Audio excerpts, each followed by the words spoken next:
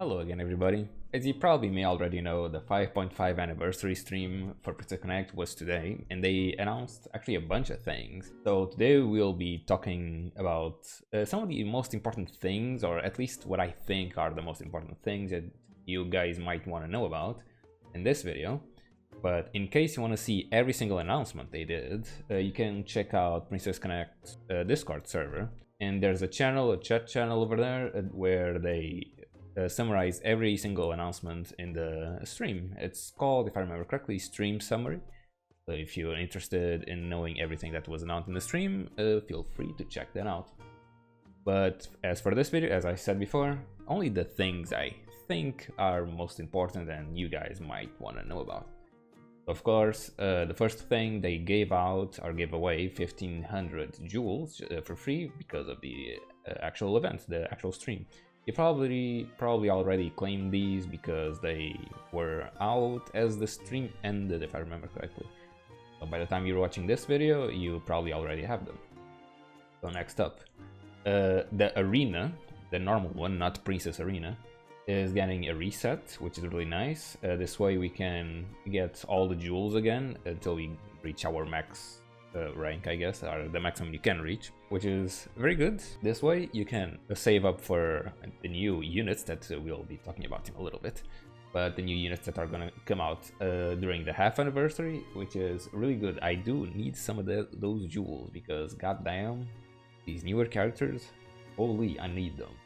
Moving on, what is this? Oh, of course, there's gonna be a new level for Grotto for the XP potions and the mana, which is very nice. Oh, and also for these heart pieces, stones that I actually never farm.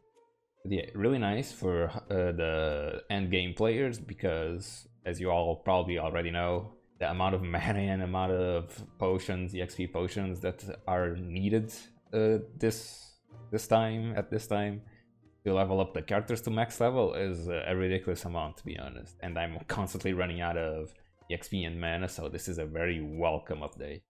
Okay, next up, of course, Summer Shinobu. Was only a matter of time until she would get announced. She looks very beautiful here. Her dad is caged up for some reason, but here she is.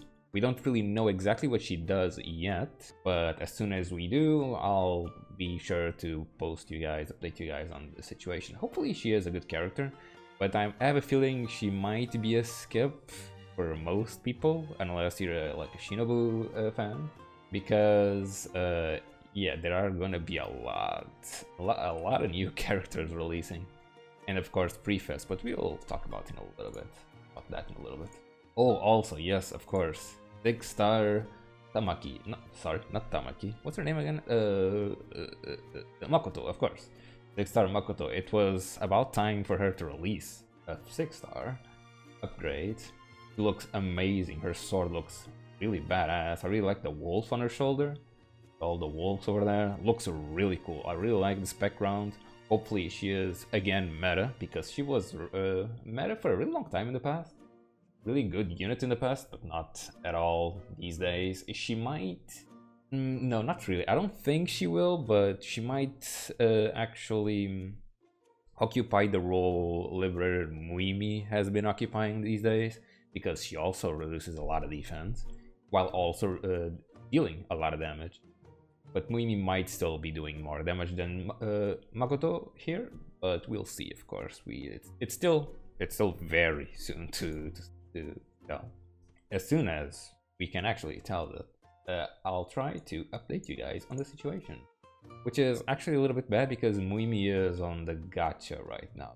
That gacha is complete bait, I'm telling you. Okay, next up, one of the biggest updates on the game right now. We now have unique equipment 2. So as you know, we have the unique equipments. They upgrade the first skill of the characters, but now we have a second unique equipment that upgrades the second skill of the characters. Right now, only these 3 have the unique equipment: Suzume, Tamaki, and Mifuyu. There you go. The summer versions, of course. All 3 of them got their unique equipment too, which we don't really know what it is. I mean, we do know, but not the stats exactly. but they're mostly just buffs for themselves, and I don't think it will actually save them from not being used anymore, but we'll see. It might help quite a bit. They're probably way more useful now, but probably not really useful enough.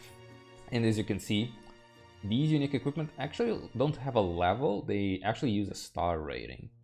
And the way you improve the star rating is by using those pure memory fragments, the ones you use to 6-star characters. But as you may know, these characters don't actually have a 6-star version. But you can actually just use the pure fragments of the same character, but not exactly the same version as we should say, I guess. So in this case, we can use, what's her name again? Mifuyu, there we go. In this case, we could use Mifuyu 6 stars, the regular big Mifuyu, pure shards on this summer Mifuyu. They just need to be the same type of character, not the same like version. So it doesn't need to be summer Mifuyu exactly. This is kind of a minor update, but a really nice one for me at least, because it's annoying. They increased the limit of EX equipment you can have in the game from 1500 to 5000, which is really nice. I kept capping the amount of unique equipment, not unique equipment, EX equipment I could have in the game, and I'd always have to like go in there, level up stuff, and spend the lower rarities as EXP and whatnot. So this is a really nice upgrade, because it would get full really quickly. I mean, to be honest, it should probably still get full pretty damn quickly for me, because I don't really pay much attention to it, but still, really nice update, very welcome.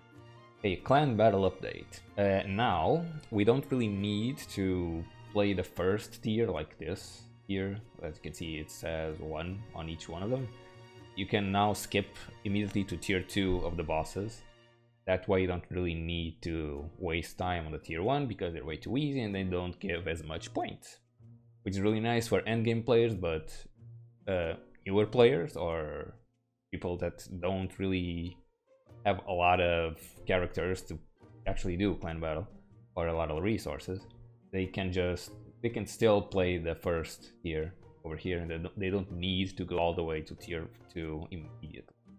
Very welcome update for newer players actually. And another really good update for newer players, the amount of equipment needed to rank up a character actually got reduced all the way until rank 23 over here. So before you'd need like 15 of something, but now you need like 10 of something. The same for all these pink numbers over here. Okay, a very, very good announcement right here. We will be getting a free 10 pull every day, amounting to a total of 170 10 pulls. So they will, of course, last for 17 days in total. You can actually, I don't advise doing this, but you can actually stack these pulls and do all the pulls in a single day. But to do this, you'd have to not actually log into the game at all those days to actually stack 10 pulls. Which is not really a good idea, because you'd miss on a lot of resources and a lot of other bonuses as well. Because they will also, like, you know, do multiply drops for mana and for EXP and equipment. So it's not really advisable, but if you really, really want those characters, you could actually try this. Try stacking them and not log into the game. But if you don't worry, you get a 10 pull every day for free. Really nice. Of course, we also get the paid, attention, it's a paid ticket. You probably remember they did the same thing on the anniversary, the 5th anniversary, I think. A paid ticket that costs around 15 bucks or so, where you can buy it and choose one limited character of your choice, which is really nice. You also get 200 jewels, not jewels, memory fragments of the character you chose. Most often than not, this is like a Summer Saren ticket, really, because it's a really important character. But you know, you could also probably try getting Liberator Nozomi if you can't spend the money, or if you want to spend the money. Just 15 bucks, I think. I could be wrong on the value, the amount, but it's probably around that ballpark.